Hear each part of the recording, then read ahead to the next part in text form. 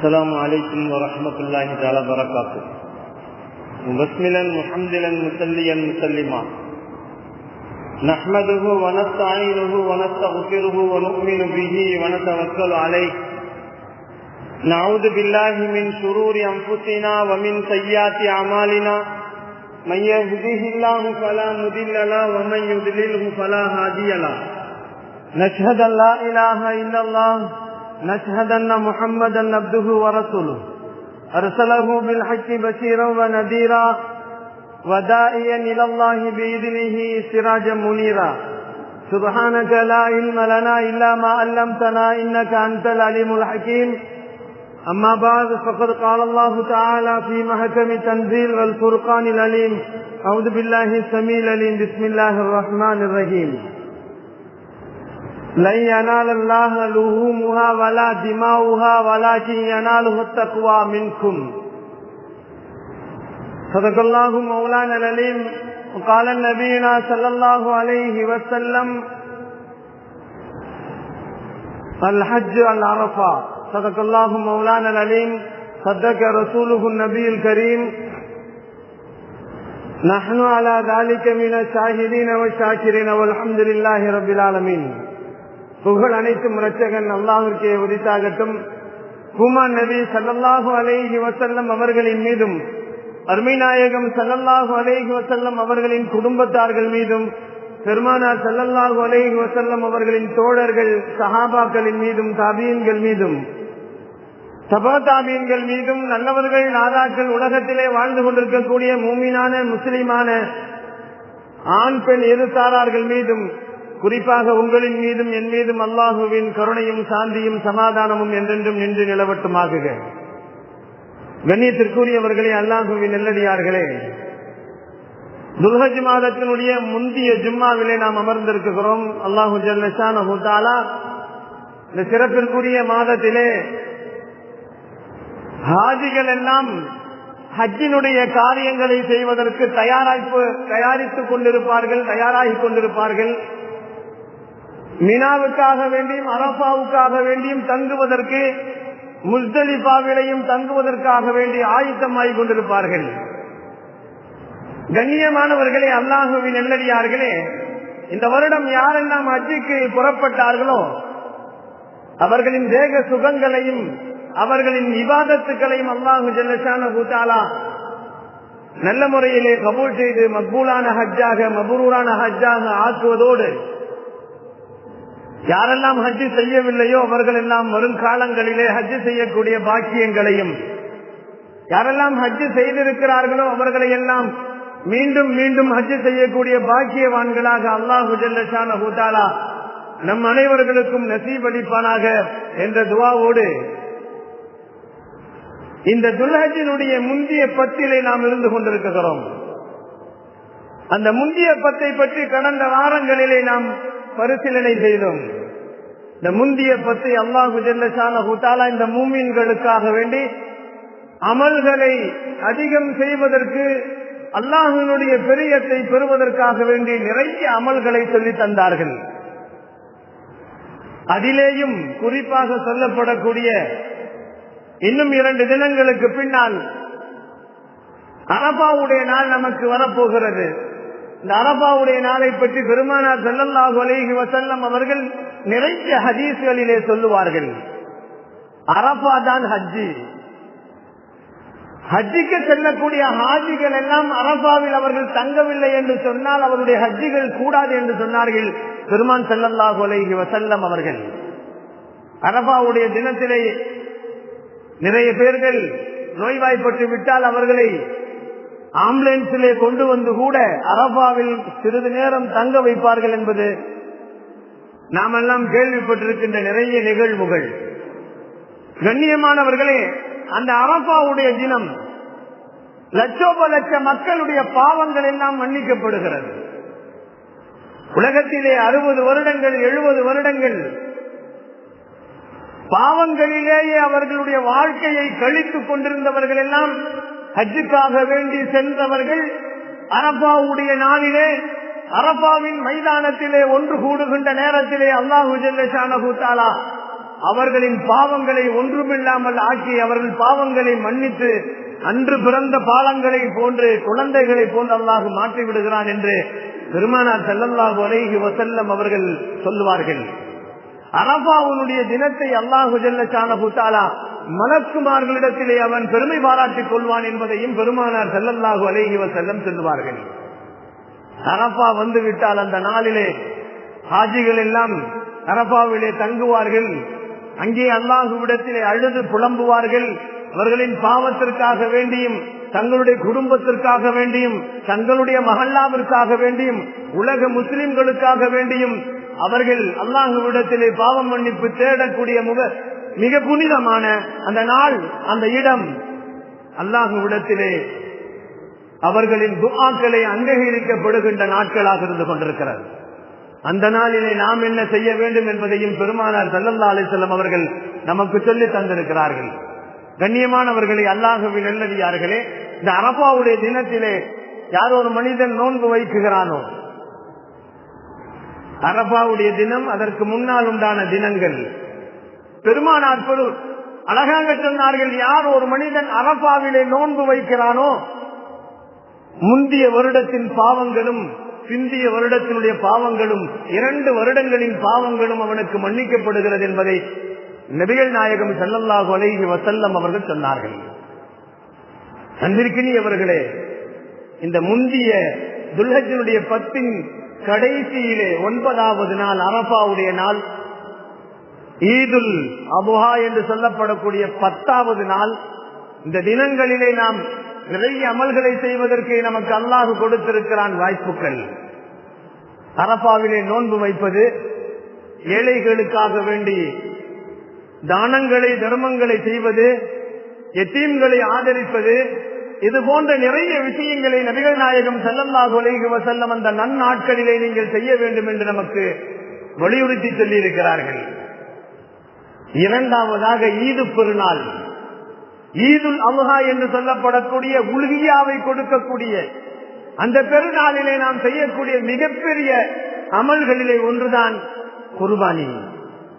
குர்பானி என்பது அல்லாஹு ஜல்ல ஷானஹு தஆலா அவனுக்காக வேண்டி பிராணிகளை அறுத்து பலியிடக்கூடிய நாட்கள் என்று சொல்லப்படுகிறது. நபிகள் நாயகம் ஸல்லல்லாஹு அலைஹி வஸல்லம் அவர்கள் குர்பானி கொடுக்காதவர்களை பற்றியும் பெருமானார் கடிந்து சொல்லி இருக்கிறார்கள். யார் மீது குர்பானிகள் கடமையாகிவிட்டதோ அவர்கள் குர்பானியை கொடுக்காமல், குர்பானியை கொடுப்பதற்கு தயாராகாமல் ஈதுகாவிற்கு வர வேண்டாம் என்று பெருமானார் கண்டித்து சொல்லி இருக்கிறார்கள். ஈது தொழுகையில் கலந்து கொள்ள வேண்டாம் என்று சொல்லி இருக்கிறார்கள். கண்ணியமானவர்களே, குர்பானி யாருக்கு கடமை என்பதை பற்றி நாம் தெரிந்தால்தான், நமக்கு கடமையா இல்லையா என்பதை பற்றி நாம் தெரிந்து கொண்டால்தான் குர்பானியை நாம் கொடுப்பதற்கு அவசியமானதாக இருக்கும். பெருமானார் ஸல்லல்லாஹு அலைஹி வஸல்லம் அவர்கள் சொல்லுவார்கள், யாருக்கெல்லாம் குர்பானி கடமை என்பதை பெருமான் ஸல்லல்லாஹு அலைஹி வஸல்லம் சொல்லுகின்ற நேரத்திலே, எந்த மனிதர்களுக்கு ஜக்காத்து கடமையோ, 85 கிராம் தங்கம் யாரிடத்தில் இருக்கிறதோ, எந்த பெண்ணிடத்தில் 85 கிராம் தங்கம் இருக்கிறதோ, அல்லது 612 கிராம் வெள்ளி இருக்கிறதோ, அல்லது 612 கிராம் வெள்ளியினுடைய கிரயமோ பொருளோ இருக்கிறதோ, இதிலே 1 வருடங்கள் சுற்றி வர வேண்டிய அவசியம் இல்லை. பெருநாள் தினத்திலே யாரிடத்தில் இவைகள் எல்லாம் இருக்கிறதோ, 612 கிராம் வெள்ளியினுடைய கிரயம் யாரிடத்தில் இருக்கிறதோ அவர்களுக்கெல்லாம் குர்பானி வாஜிப் என்பதாக சொன்னார்கள், கட்டாய கடமை என்று சொன்னார்கள் பெருமான் ஸல்லல்லாஹு அலைஹி வஸல்லம். நபிகள் நாயகம் ஸல்லல்லாஹு அலைஹி வஸல்லம் அவர்கள் இப்படி கடமையானவர்கள் குர்பானியை கொடுப்பதை அவர்கள் ஆயத்தமாகாமல் ஈதுகாவிற்கு வர வேண்டாம் என்று பெருமானார் ஸல்லல்லாஹு அலைஹி வஸல்லம் கடிந்து சொல்லி இருக்கிறார்கள். குர்பானியை கொடுப்பது இவர்கள் மீதெல்லாம் கடமை. ஒரு வீட்டிலே ஒருவரிடத்தில் மட்டும் ஜக்காத்து கடமை இருக்கிறது என்று சொன்னால் அந்த ஒரு மனிதன் மட்டும் குர்பானி கொடுக்கலாம். வீட்டிலே இருக்கக்கூடிய 10 பேர்கள் இருந்தால் அந்த 10 பேர்களின் மீதும் ஜக்காத்து கடமையாக இருக்குமே, ஆனால் 10 பேரும் குர்பானி கொடுக்க வேண்டும் என்று சொல்லப்படுகிறது. அன்பிற்கினியவர்களே, அல்லாஹ்வின் நல்லடியார்களே, குர்பானி கொடுப்பது எந்த பிராணிகளை கொடுக்க வேண்டும் என்பதை பற்றியும் பெருமானார் சொல்லுவார்கள். ஆடு கொடுக்கலாம், மாடு கொடுக்கலாம், ஒட்டகை கொடுக்கலாம், எருமையை கொடுக்கலாம், இவைகளிலே ஆண்பாலையும் கொடுக்கலாம், பெண்பாலையும் கொடுக்கலாம். நபிகள் நாயகம் ஸல்லல்லாஹு அலைஹி வஸல்லம் அவர்கள் ஆடாக இருந்தால் எத்தனை வருடங்கள் பூர்த்தியாயிருக்க வேண்டும்? ஒரு ஆடை குர்பானி கொடுப்பதற்கு வயது வரம்பு இருக்கிறது. நபிகள் நாயகம் ஸல்லல்லாஹு அலைஹி வஸல்லம் சொல்லுவார்கள், ஒரு ஆடை நீங்கள் குர்பானி கொடுக்க வேண்டும் என்று சொன்னால் 1 வருடம் பூர்த்தியாயிருக்க வேண்டும். 1 வருடம் பூர்த்தியாகிருக்கிறது என்பதை தெரிந்து கொள்ள வேண்டும் என்று சொன்னால் அந்த ஆட்டுக்கு 2 பல்லு கொட்டிருக்கும். உதாரணமாக நாம் சொல்ல வேண்டும் என்று சொன்னால், குழந்தைகளுக்கு பல் வருவதற்கு ஒரு வயது இருக்கிறது, பேச்சு வருவதற்கு ஒரு வயது இருக்கிறது, தவப்பதற்கு ஒரு வயது இருக்கிறது, நடப்பதற்கு ஒரு வயது இருக்கிறது. இவைகளெல்லாம் எப்படி பிள்ளைகளுக்கு நாம் கணக்கிடுகிறோமோ அதே போன்றுதான் நபிகள் நாயகம் ஸல்லல்லாஹு அலைஹி வஸல்லம் அவர்கள் ஆடை நீங்கள் குர்பானி கொடுக்க வேண்டும் என்று சொன்னால் அந்த ஆட்டுக்கு 1 வருடம் பூர்த்தியாயிருக்க வேண்டும் என்று சொன்னார்கள். மாடை குர்பானி கொடுக்க வேண்டும் என்று சொன்னால் மாட்டிலே 2 வருடங்கள் பூர்த்தியாயிருக்க வேண்டும் என்று சொன்னார்கள். அதற்கும் பல்லு பட்டிருக்கும். 2 வருடங்கள் பூர்த்தியான மாடுகளைத்தான் நீங்கள் குர்பானி கொடுக்க வேண்டும். ஒட்டகங்களை 5 வருடங்கள் பூர்த்தியாகிவிட்டால் தான் நீங்கள் கொடுக்க முடியும். எருமைக்கும் 2 வருடங்கள் தான். ஆனால் நபிகள் நாயகம் ஸல்லல்லாஹு அலைஹி வஸல்லம் அவர்கள் நமக்கு சொல்லுகின்ற நேரத்திலே இந்த வயது வரம்புகளை நாம் கரெக்டாக சரியாக பார்க்க வேண்டும். இப்பொழுது நாம் வெள்ளாடுகளை வாங்கி கொடுப்பதாக இருந்தால் 1 வருடங்கள் பூர்த்தியாகியே இருக்க வேண்டும். காரணம் என்னவென்று சொன்னால் அது பார்ப்பதற்கு சின்னதாக இருக்கும். ஆனால் குறும்பை ஆடு என்று சொல்லப்படக்கூடிய சில நல்ல கரியிலே புத்தியான ஆடுகள் இருக்கிறது. அதற்கு உதாரணமாக சொல்ல வேண்டும் என்று சொன்னால் செம்பரி ஆடுகள். இந்த செம்பரி ஆடுகள் பார்ப்பதற்கு 1 வருடம் பூர்த்தியானது போன்று பெரிதாக தெரியும். ஆனால் அதனுடைய வயது 6 மாதமாகத்தான் இருக்கும். இப்படி இருந்த ஆடுகளையும் நீங்கள் கொடுப்பதற்கு அனுமதி இருக்கிறது. அது செம்மறி ஆட்டிலே என்று சொன்னார்கள், குறும்பை ஆட்டிலே சொன்னார்கள். காரணம் என்னவென்று சொன்னால் சிலர்கள் ஆடுகளை வளர்ப்பார்கள். வளர்க்கின்ற நேரத்திலே உடம்பிலே கரி நல்ல புத்தியாக வர வேண்டும் என்பதற்காக வேண்டி அதை காயடித்து விடுவார்கள். காயடித்து விடுவதனால் அது 6 மாத குட்டியே 1 வருட குட்டியை சக்தி வாய்ந்ததாக இருக்கும். நாளை மறுமையிலே சிராத்துல் முஸ்தகிம் பாலத்திலே நாம் சவாரி செய்யக்கூடிய நல்ல வாகனமாக அதை நாம் அமைத்துக் கொள்ள வேண்டும் என்பதை நபிகள் நாயகம் ஸல்லல்லாஹு அலைஹி வஸல்லம் அவர்கள் நம்முடைய கனத்தை, நம்முடைய வெயிட்டை தாங்கக்கூடிய அளவிற்கு நீங்கள் கொடுக்கின்ற பிராணிகள் நல்ல புத்தியாக இருக்க வேண்டும் என்பதை இஸ்லாம் நமக்கு வலியுறுத்தி கூறுகிறது. நபிகள் நாயகம் ஸல்லல்லாஹு அலைஹி வஸல்லம் மாடுகளுக்கு 7 பேர்கள் கூட்டாக நீங்கள் கொடுக்கலாம் என்று சொன்னார்கள். ஒட்டகத்திற்கு 7 பேர்கள் கூட்டாக கொடுக்க வேண்டும். நபிகள் நாயகம் ஸல்லல்லாஹு அலைஹி வஸல்லம் அவர்கள் அந்த 7 பேர்களும் ஒரே நியத்தில் இருக்க வேண்டும். ஆடு வாங்கும் பொழுதே இது எத்தனை கிலோ வரும் என்ற எண்ணத்தோடு வாங்கினால் குர்பானி கூடாது.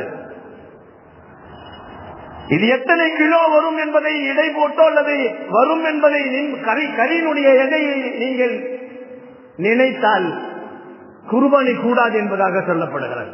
அல்லாஹ்விற்காக வேண்டி கொடுக்கின்ற அந்த பிராணிகள் நல்ல புத்தியாக இருக்க வேண்டும், நல்ல கொழுத்ததாக இருக்க வேண்டும். ஆடாக இருந்தால் ஒரு மனிதனை தாங்கும் அளவிற்கு அது சக்தி வாய்ந்ததாக இருக்க வேண்டும். மாடுகளாக இருந்தால் 7 நபர்களை சுமக்கின்ற அளவிற்கு சக்தி இருக்க வேண்டும். ஒட்டகங்களாக இருந்தால் 7 மனிதர்களை தாங்கக்கூடிய சக்தி உள்ளவர்களாக இருக்க வேண்டும் என்று சொன்னார்கள். மாடுல 7 தான் கொடுக்க வேண்டுமா அல்லது 7ஐ விட குறைந்து கொடுக்கலாமா என்ற மசாயில்களை கேட்கின்ற நேரத்திலே பெருமானார் ஸல்லல்லாஹு அலைஹி வஸல்லம் சொன்னார்கள், அதிகபட்சமாக 7 பேர் தான் ஒரு மாட்டிற்கு கூட்டு குர்பானியிலே சேர முடியும். இல்லை 5 பேர்கள் நாங்கள் கொடுக்கிறோம் என்று சொன்னால் கூடும் என்று சொன்னார்கள். 3 பேர்கள் கொடுக்கிறோம் என்று சொன்னால் கூடும் என்று சொன்னார்கள் பெருமான் ஸல்லல்லாஹு அலைஹி வஸல்லம். ஆக அன்பிற்கினியவர்களே, அல்லாஹுவின் நல்லடியார்களே, 2 வருடங்கள் பூர்த்தியான மாடுகளை 7 நபர்கள் சேர்ந்து கூட்டு குர்பானியாக கொடுப்பதற்கு மார்க்கம் அனுமதிக்கிறது. 5 வருடங்கள் பூர்த்தியான ஒட்டகத்தை 7 பேர்கள் சேர்ந்து கூட்டு குர்பானியாக கொடுக்க வேண்டும் என்று பங்கிட வேண்டும் என்பதாக சொன்னார்கள். இதுல நிய்யத்து எல்லாம் ஒரே நிய்யத்தாக இருக்க வேண்டும். என்ன நிய்யத்து இருக்க வேண்டும் என்று சொன்னால், மாடு கொடுக்கக்கூடியவர்கள் அல்லாஹ்விற்காக வேண்டி குர்பானி கொடுக்கின்றேன் என்ற நிய்யத்தோடு கொடுக்க வேண்டும். கரியுடைய நிய்யத்து ஒருவருக்கு மட்டும் இருந்தால் 7 பேருடைய குர்பானியும் கூடாது என்று சொன்னார்கள். 7 பேர்ல ஒருத்தருக்கு மட்டும் நிய்யத்து மாறி போனால் குர்பானி 7 பேருடைய குர்பானியும் கூடாது என்று சொன்னார்கள். 7 பேருடைய நோக்கமும் அல்லாஹுவின் நெருக்கத்தை பெற வேண்டும், அல்லாஹு நம் மீது கடமையான கடமையை நிறைவேற்ற வேண்டும் என்ற அந்த எண்ணத்தோடு தான் கொடுக்க வேண்டும் என்று இஸ்லாம் நமக்கு சொல்லித் தருகிறது. கண்ணியமானவர்களே, அல்லாஹுவின் நல்லடியார்களே, இந்த ஆடையும் மாடையும் ஒட்டகத்தையும் அறுத்து கொடுக்கக்கூடிய நாம் அதை எப்படியெல்லாம் பங்கிட வேண்டும் என்பதை பற்றியும் இஸ்லாம் சொல்லுகிறது. வாட்ஸ்அப்புகள் எல்லாம் ஒரு தவறான தகவல்கள் பதிவு செய்யப்படுவதை நாம் பார்க்கிறோம். ஒரு வீட்டுக்கு ஒரு ஆடு என்று சொல்லுகிறார்கள். ஒரு வீட்டுக்கு ஒரு ஆடு என்பதை நபிகள் நாயகம் ஸல்லல்லாஹு அலைஹி வஸல்லம் அப்படி சொல்லவில்லை. ஒரு வீட்டிலே ஒரு மனிதனுக்கு கடமையானால் மற்றவர்கள் கடமை இல்லை, அவர்களை சார்ந்தவர்கள் இருப்பார்கள். ஆனால் வீட்டிலே பிள்ளைகள் இருக்கிறார்கள், வீட்டின் தலைவர் மட்டும் சம்பாதிக்கிறார், அவருக்கு மட்டும் ஜக்காத்து கடமையாகிறது, அவர் குடும்பத்தில் இருக்கக்கூடியவர்களுக்கு கடமையாகவில்லை என்று சொன்னால் அந்த ஒரு ஆடு அந்த குடும்பத்திற்கு போதும் என்பதைத்தான் பெருமானார் ஸல்லல்லாஹு அலைஹி வஸல்லம் அவர்கள் சொன்னார்கள். ஒரு ஆடை கொடுத்து வீட்டில் இருக்கக்கூடிய எல்லோருக்கும் சரியாகிவிடும் என்பதாக நினைக்க கூடாது. நபிகள் நாயகம் ஸல்லல்லாஹு அலைஹி வஸல்லம் சொன்னார்கள், குடும்ப தலைவருக்கு மட்டும் ஜக்காத்து கடமையாகி இருக்குமே ஆனால் அவர் மட்டும் கொடுக்கலாம். அவரோடு இருக்கக்கூடிய பயணிக்கக்கூடிய குடும்பத்திலே இருக்கக்கூடிய குழந்தைகள் பெற்றோர்கள் இருப்பார்கள், ஆனால் அவர்களுக்கு கொடுக்க வேண்டிய அவசியம் இல்லை. ஆனால் அந்த ஒரு குர்பானி அவர்களுக்கு போதும் என்று சொன்னார்கள். ஏனென்று சொன்னால் ஒருவரின் மீது மட்டும்தான் அங்கே குர்பானி கடமையாக இருக்கிறது. ஆனால் அந்த குடும்பத்திலே இருக்கக்கூடியவர்கள் பிள்ளைகள் தனியாக சம்பாதிக்கிறார்கள், தகப்பன் தனியாக சம்பாதிக்கிறார், மகன் தனியாக சம்பாதிக்கிறான் என்று இருக்கின்ற நேரத்தில் எல்லோரும் யார் யாரெல்லாம் சம்பாதித்து குர்பானியினுடைய சட்டத்திற்கு உட்பட்டவர்கள் 612 கிராம் வெள்ளியினுடைய பணமோ அல்லது வெள்ளியோ அவரிடத்தில் இருக்குமையானால் எல்லோரும் குர்பானி கொடுக்க வேண்டும் என்பதை நபிகள் நாயகம் ஸல்லல்லாஹு அலைஹி வஸல்லம் நமக்கு சொல்லி தந்திருக்கிறார்கள். கண்ணியமானவர்களே, அல்லாஹுவின் நல்லடியார்களே, இந்த குர்பானி கொடுப்பு நேரத்திலே நிறைய விஷயங்களை பெருமானார் நமக்கு சொல்லித் தருவார்கள். இந்த கரிகளை எப்படி பங்கிடுவது? நபிகள் நாயகம் ஸல்லல்லாஹு அலைஹி வஸல்லம் அவர்கள் குர்பானி கரிகளை 3ஆக பிரிக்க வேண்டும் என்று சொல்லுவார்கள். ஒன்று நமக்காக வேண்டி, இன்னொன்று உறவினர்களுக்காக வேண்டி, இன்னொன்று ஏழைகளுக்காக வேண்டி என்று 3ஆக பிரிக்க வேண்டும். உதாரணத்திற்கு சொல்ல வேண்டும் என்று சொன்னால் 15 கிலோ கறி இருக்கிறது ஒரு கூட்டிலே என்று சொன்னால் 5 கிலோ நமக்கு, 5 கிலோ ஏழைகளுக்கு, 5 கிலோ உறவினர்களுக்காக வேண்டி பிரித்து இப்படி கொடுக்க வேண்டும் என்பதை நபிகள் நாயகம் ஸல்லல்லாஹு அலைஹி வஸல்லம் நமக்கு சொல்லி தந்திருக்கிறார்கள். இல்லை, எல்லா கறியுமே எனக்கு வேண்டும், என் குடும்பமே பெரிய குடும்பம், அதிலே நான் விருந்தாக்கி போட வேண்டும் என்று நாம் நினைத்தால் அதையும் அப்படியே செய்யலாம் என்று மார்க்கம் நமக்கு சொல்லித் தருகிறது. கண்ணியமானவர்களே, அல்லாஹுவின் நல்லடியார்களே, 3 பங்குகளாக பிரித்து கொடுக்க வேண்டும் என்று மார்க்கம் சொல்லுகிறது. குர்பானி கரியை முஸ்லிம் அல்லாதவர்களுக்கு தரக்கூடாது என்பதை பெருமானார் ஸல்லல்லாஹு அலைஹி வஸல்லம் சொல்லி இருக்கிறார்கள். முஸ்லிம் அல்லாதவர்களுக்கு நீங்க கொடுக்கணும் பிரியமா இருந்தா வெளியில கறி வாங்கி கொடுங்க. குர்பானியுடைய கறி முஸ்லிம்களுக்காக வேண்டியே கொடுக்கப்படுகிறது, முஸ்லிம்களுக்குத்தான் அதை கொடுக்க வேண்டும் என்பதை நபிகள் நாயகம் ஸல்லல்லாஹு அலைஹி வஸல்லம் வலியுறுத்தி சொல்லுகிறார்கள். குர்பானி எப்பொழுது கொடுக்க வேண்டும்? வருடத்திலே துல்ஹஜ் மாதத்திலே 10ஆம் நாள் ஈது பெருநாள் அன்று, 11ஆம் நாள் ஈது பெருநாள் மறுநாள் அன்று, 12ஆம் நாள் ஈது பெருநாளுக்கு மறுநாள், இந்த 3 தினங்களில் கொடுக்க வேண்டும் என்று சொல்லப்படுகிறது. எப்பொழுது கொடுக்க வேண்டும், எந்த நேரத்திலே கொடுக்க வேண்டும் என்று சொன்னால் ஈது தொழுகை முடிந்த உடனே, 10வது பிறை ஈதுல் அபுஹாவுடைய தொழுகை முடிந்த உடனே அன்றிலிருந்து அவர்கள் 12வது பிறை அசர் வரை நீங்கள் குர்பானி கொடுக்கலாம் என்பதாக மார்க்கம் நமக்கு சொல்லுகிறது. ஆக ரொம்ப சிறந்தது எப்பொழுது என்று சொன்னால் பெருநாள் அன்றைக்கு 10வது பிறையிலே நீங்கள் குர்பானி கொடுப்பது மிகச் சிறந்தது என்று சொன்னார்கள். அன்பிற்கினியவர்களே, அந்த ஈது பெருநாளிலே நாம் நபிகள் நாயகம் ஸல்லல்லாஹு அலைஹி வஸல்லம் அவர்கள் பெருநாள் தொழுகையை சீக்கிரமாக நிறைவேற்றிவிட்டு குர்பானியை கொடுத்து விட்டு பெருமான் ஸல்லல்லாஹு அலைஹி வஸல்லம் அந்த குர்பானியினுடைய கரியில் இருந்துதான் பெருமான் ஸல்லல்லாஹு அலைஹி வஸல்லம் எடுத்து அவர்கள் அதை சமைத்து சாப்பிடுவார்கள் என்பதாக பெருமானாருடைய ஹதீசுகளிலே பதிவு செய்யப்படுகிறது. ரமலானுடைய நோன்பிலே ஈதுகாவிற்கு செல்லும் பொழுதே சாப்பாடெல்லாம் சாப்பிட்டு ஸ்வீட்லாம் சாப்பிட்டு போகணும். ஆனால் ஈதுல் அல்ஹாவிற்கு செல்லக்கூடிய நேரத்திலே நாம் வயிறை காலியாக வைத்துக் கொண்டு ஏதோ அமைதியாக நாம் பெருநாளை கொண்டாடிவிட்டு அதற்கு பின்னால் தான் குர்பானி கொடுக்கின்ற கரியின் மூலமாக அந்த கரியை எடுத்து நீங்கள் சாப்பிட வேண்டும் என்று மார்க்கம் நமக்கு குர்பானியுடைய ஒழுக்கங்களிலே சொல்லித் தரப்படுகிறது. கண்ணியமானவர்களே, அல்லாஹுவின் நல்லடியார்களே, நபி ஸல்லல்லாஹு அலைஹி வஸல்லம் அவர்கள் குர்பானியினுடைய கூட்டுகளை 3ஆக பிரித்து கொடுக்க சொன்னவர்கள். இந்த குர்பானியை அறுத்து நாம் அறுக்கின்ற நேரத்தில் அந்த குர்பானியை அறுத்த தோலை இவைகளை எல்லாம் என்ன செய்ய வேண்டும் என்பதை பெருமானார் தனித்தனியாக நமக்கு விளக்கி சொல்லுவார்கள். குர்பானி கொடுக்கிறோம், ஆடு கொடுக்கிறோம், அல்லது மாடு அல்லது ஒட்டகங்கள், அதனுடைய தோள்களை நாமளே பயன்படுத்திக் கொள்ளலாம். நமக்கு தேவை என்று சொன்னால் பயன்படுத்திக் கொள்ளலாம்.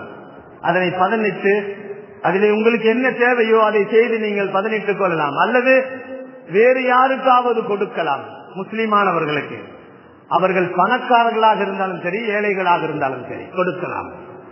அதே போன்று அந்த தோலை விற்பது கூடாது. ஆனால் அந்த தோலை விற்றால் அந்த பணத்தை நாம் பயன்படுத்தக்கூடாது. ஏழைகளுக்கு தான் கொடுக்க வேண்டும் என்பதை நபிகள் நாயகம் ஸல்லல்லாஹு அலைஹி வஸல்லம் சொல்லி இருக்கிறார்கள். இன்னும் குறிப்பாக நாம் பதிவு செய்ய வேண்டும் என்று சொன்னால், நம்மிலே சிலர்கள் இப்படியும் செய்யக்கூடிய ஒரு வழமையிலே இருந்து கொண்டிருக்கிறோம். ஆடு அறுக்கக்கூடியவர், ஆடு வெட்டக்கூடியவருக்காக வேண்டி தோலை நாம் கூலியாக கொடுக்க கூடாது. அதே போன்று ஆட்டினுடைய தோலை பள்ளிவாசலுடைய கட்டுமான பணிக்கு கொடுக்க கூடாது. மதரசாவுடைய கட்டுமான பணிகளுக்கு கொடுக்க கூடாது. உலமாக்களுக்கும் அத்தீன்களுக்கும் சம்பளமாக கொடுக்க கூடாது. அன்பளிப்பாக கொடுக்கலாம், சம்பளமாக கொடுக்க கூடாது. கண்ணியத்திற்குரியவர்களே, மதரசாவிலே படித்துக் கொண்டிருக்கின்ற பயிலக்கூடிய மாணவர்களுக்கு கொடுக்கலாம். மதரசாவினுடைய கட்டுமான பணிக்கு கொடுக்க கூடாது. மதரசாவிலே பணியாற்றக்கூடியவர்களுக்கு சம்பளமாக கொடுக்க கூடாது. இவைகளெல்லாம் கவனமாக நாம் செய்தால்தான் குர்பானி கூடும். சின்ன விஷயம்தான். குர்பானி கொடுக்கிறோம், அந்த தோலை என்ன செய்ய வேண்டும் என்பதை பற்றியும் பெருமானார் தெளிவுபடுத்தியிருக்கிறார்கள். கண்ணியமானவர்களே, அல்லாஹுவின் நல்லடியார்களே, நபிகள் நாயகம் ஸல்லல்லாஹு அலைஹி வஸல்லம் அவர்கள் குர்பானி கொடுக்கின்ற நேரத்திலே அறுக்கின்ற முறையை கூட பெருமானார் நமக்கு சொல்லி தந்திருப்பார்கள். குர்பானி கொடுக்கிறோம், யார் குர்பானி கொடுக்கிறார்கள் அவர்களே அறுப்பது சிறந்தது. எனக்கு தெரியாது அப்படின்னா வேறு யாராவது ஒருத்தர் அறுத்தால் இவர் முன்னால் இருந்து பார்க்க வேண்டும் என்பதை பற்றியும் பெருமானார் அதை சொல்லி இருக்கிறார்கள். அன்பிற்கினியவர்களே, அல்லாஹுவின் நல்லடியார்களே, ஒரு ஹதீஸிலே இப்படி கூட வந்திருக்கிறது. 7 பேர்கள் சேர்ந்து ஒரு மாட்டை குர்பானி கொடுக்கிறார்கள். நபிகள் நாயகம் ஸல்லல்லாஹு அலைஹி வஸல்லம் அந்த மாட்டு குர்பானியிலேயும் பெருமானார் பங்கில் இருக்கிறார்கள். அப்பொழுது பெருமானார் ஸல்லல்லாஹு அலைஹி வஸல்லம் அவர்கள் அந்த 7 பேர்களும் அந்த மாட்டை பிடித்துக் கொண்டு குர்பானி கொடுக்கிறார்கள். 4 பேர்கள் அந்த மாட்டினுடைய 4 கால்களை பிடித்துக் கொள்கிறார்கள். 2 பேர்கள் மாட்டினுடைய கொம்பை பிடித்துக் கொள்கிறார்கள். ஒருவர் 7 பேரில் ஒருவர் அறுக்கிறார் என்பதை பெருமானார் ஹதீஸிலே பதிவு செய்வார்கள். இப்படி கூட்டு குர்பானி கொடுக்கக்கூடியவர்கள் குர்பானி கொடுக்கின்ற இடத்திலே ஆஜராகுவது, அவர்கள் நிற்பது அவசியம் என்பதையும் பெருமானார் நமக்கு சொல்லி தந்திருக்கிறார்கள். எங்கோ குர்பானி கொடுக்கிறார்கள், நாம் இங்கிருந்து பணத்தை அனுப்புகிறோம். இவைகளெல்லாம் உச்சிதமான விஷயங்கள் இல்லை என்பதை கொஞ்சம் யோசித்து பார்க்க வேண்டும். கண்ணியமானவர்களே, அல்லாஹ்வின் நல்லடியார்களே, அதே போன்றுதான் இந்த கூட்டு குர்பானியிலே கொடுக்கின்ற விஷயங்களிலே சில விஷயங்கள் தவறாக நடந்து விட்டால் இந்த 7 பேர்களுடைய பங்கும் கூடாமல் போகிவிடும் என்பதைத்தான் மார்க்கம் நமக்கு அறிவுறுத்தி கூறியிருக்கிறது என்பதை நாம் பார்க்க வேண்டும். நபிகள் நாயகம் ஸல்லல்லாஹு அலைஹி வஸல்லம் அவர்கள் தோல் பணத்தை நீங்கள் பள்ளியிலே பைத்துல் மால் இருக்குமையானால் அல்லது வேறு ஏதாவது பைத்துல் மால் நடத்தி கொண்டிருப்பார்களே ஆனால் அதிலே கொடுக்கலாம். தோல் பணங்களை மதரசாவினுடைய மாணவ மாணவிகளுக்காக வேண்டி உணவு செலவுகளுக்கு கொடுக்கலாம் என்பதை சொன்ன பெருமானார் ஸல்லல்லாஹு அலைஹி வஸல்லம் தோல் விஷயங்களிலும் மிக கவனமாக இருக்க வேண்டும் என்பதை பெருமானார் நமக்கு சொன்னதற்கு காரணம், நம்முடைய குர்பானி அல்லாஹ்விடத்திலே நபிமார்கள் கொடுத்த குர்பானியை போன்று ஏற்றுக்கொள்ளப்பட வேண்டும். இந்த குர்பானியிலே கொடுக்கிறோம் அல்லவா, இந்த குர்பானியிலே கொடுக்கக்கூடிய அந்த பிராணிகளின் கறிகளை சிலதை நாம் சாப்பிடுவது தடுக்கப்பட்டிருக்கிறது. பொதுவாகவே எப்பொழுதுமே சரி, குர்பானி கொடுக்கிற நேரம் என்பதாக அல்ல, குர்பானி கொடுக்காத நேரங்களிலும் சரி, நாம் கடைகளிலே கறிகளை வாங்கும் பொழுது அந்த நேரங்களிலே சில உறுப்புகளை சாப்பிடக்கூடாது என்று மார்க்கம் தடை செய்கிறது. நாம் அதை கவனமாக பார்க்க வேண்டும். எதை தடை செய்யப்படுகிறதோ அதே உறுப்புகளை விற்பதும் ஹராம் என்று சொல்லுகிறது. பெருமானார் ஸல்லல்லாஹு அலைஹி வஸல்லம் சொல்லுவார்கள், எந்த பொருட்களை நாம் தடை செய்யப்பட்டிருக்கிறது என்று சொன்னால் நபி ஸல்லல்லாஹு அலைஹி வஸல்லம் சொல்லுவார்கள், ரத்தம் சாப்பிடுவது ஹராம்.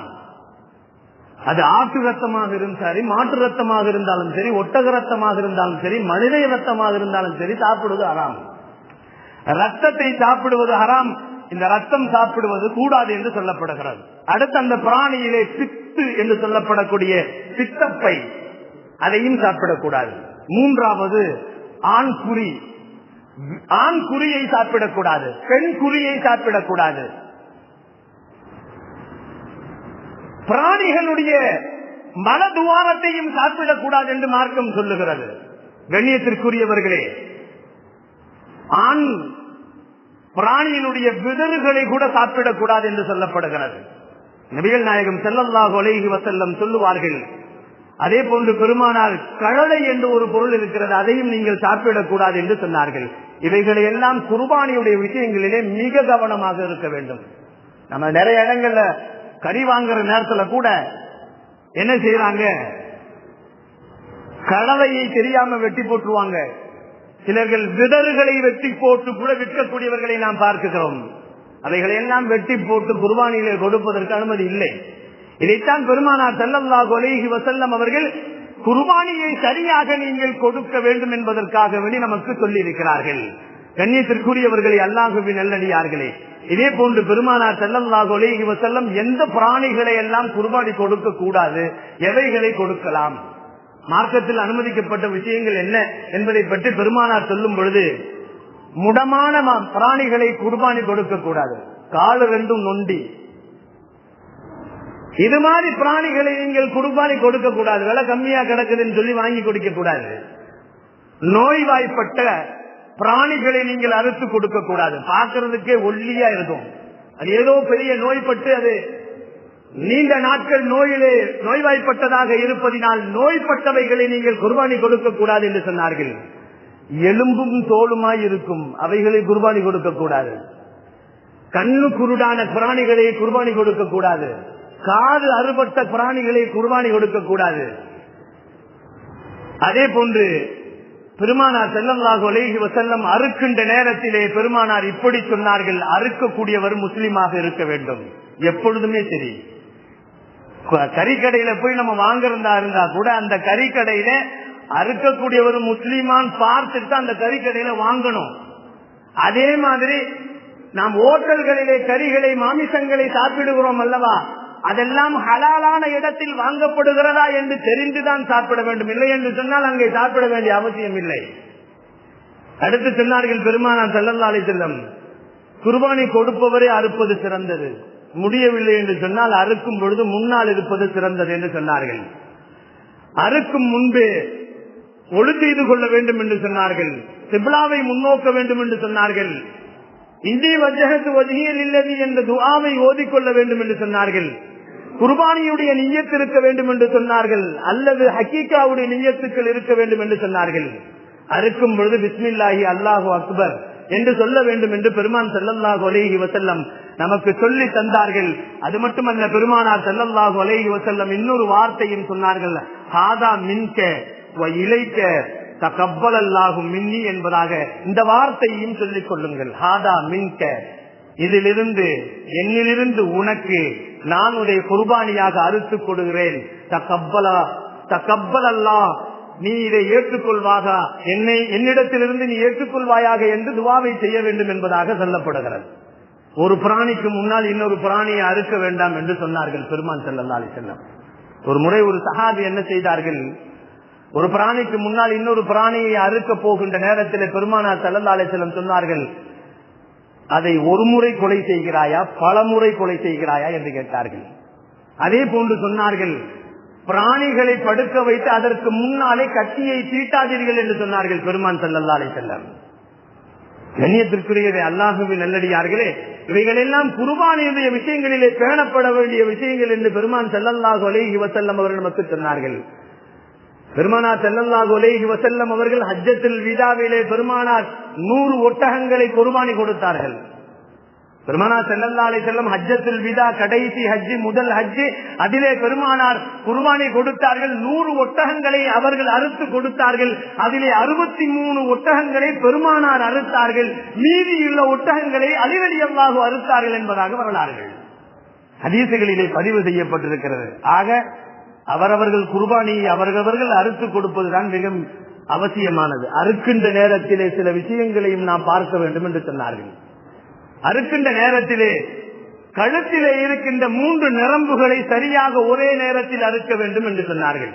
மூச்சுக்குழல், உணவு குழல், இரத்த குழல் என்று 3 குழல்கள் இருக்கும், நரம்புகள் இருக்கும். உணவு நரம்பு, அதே போன்று மூச்சு நரம்பு, இரத்த நரம்பு நாளங்கள் இருக்கும். இதைத்தான் அறுக்க வேண்டும். ஒரே நேரத்தில் 3 அறுபட வேண்டும் என்று சொன்னார்கள் பெருமான் ஸல்லல்லாஹு அலைஹி வஸல்லம்.